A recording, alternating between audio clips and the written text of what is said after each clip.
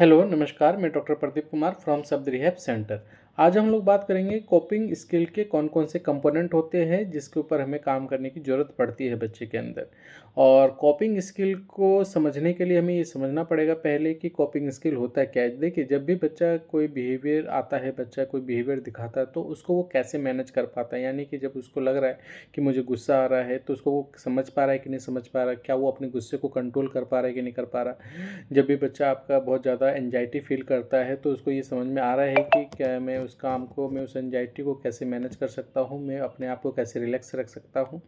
ये सब चीज़ें उसको पता होनी चाहिए। जब भी वो किसी डिफ़िकल्ट सिचुएशन में पड़ता है तो क्या वो अपने आप को मैनेज कर पाता है, क्या वो अपने एक्शन को, क्या वो सिचुएशन को समझ पाता है, ये होता है कोपिंग स्किल।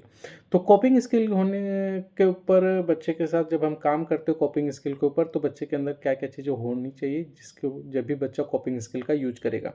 सेल्फ अवेयरनेस होना बहुत ज़रूरी है बच्चे में। जब तक बॉडी का सेल्फ अवेयरनेस नहीं होगा, अपने माइंड को लेके सेल्फ अवेयरनेस नहीं होगा, अपने थॉट को लेके सेल्फ अवेयरनेस नहीं होगा, तो बच्चा कोपिंग स्किल का यूज नहीं करेगा। पॉजिटिव थिंकिंग का होना बहुत ज़रूरी है। बच्चा ऐसा ना हो कि हाँ, नेगेटिव हमेशा सोचता है कि मेरे से नहीं होगा, मैं नहीं कर पाऊँगा, मैं कैसे करूँ मैं उस काम को। ये सब चीज़ें नहीं होनी चाहिए। बच्चे के अंदर पॉजिटिव अफ़र्मेशन होना बहुत ज़रूरी है।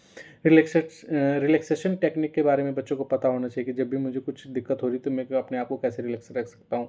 मैं अपने आइज़ को क्लोज कर लूँ, या मैं अपने ब्रीथिंग करूँ, या मैं अपने आप को काउंटिंग करके मेथड से उसको कंट्रोल करने की कोशिश करूँ।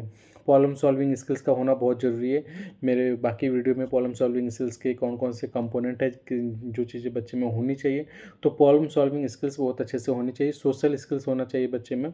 ऐसा ना हो कि बच्चा सोसाइटी को ही नहीं समझ रहा है कि सोसाइटी में क्या हो रहा है, क्या एक्शन लिया जा रहा है, सामने वाला क्या करने की कोशिश कर रहा है। उसको ये सब सारी चीज़ें पता होनी चाहिए। टाइम मैनेजमेंट बच्चों को पता होना चाहिए कि मैं किसी काम को किस टाइम के साथ मैं कर सकता हूँ, कितनी देर का वो काम है, कब तक मुझे फिनिश करना है, कब फिनिश को नहीं करना है, फिनिश करने के एडवांटेज क्या होंगे, डिसएडवांटेज क्या होंगे, उसको वो पता होने चाहिए। फिजिकल एक्टिविटी का बहुत अच्छे से यूज़ करना आना चाहिए बच्चे को। ऐसा कई बार होता है कि जैसे मान लीजिए कोई काम करा रहा है और बच्चा उस काम को नहीं कर पा रहा तो वहीं रुक जाता है।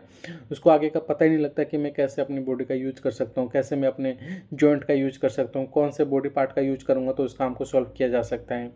एग्रेशन नहीं होना चाहिए बच्चे में। हमें समझना है कि बच्चा जब गुस्सा कर रहा है तो बच्चे को कितना गुस्सा करना चाहिए, उसका क्या डिमेरिट है, मेरिट है, वो उसको पता होना चाहिए। क्या उसका एडवांटेज होगा, क्या डिसएडवांटेज होगा, क्या रिवॉर्ड होगा, क्या पनिशमेंट होगा।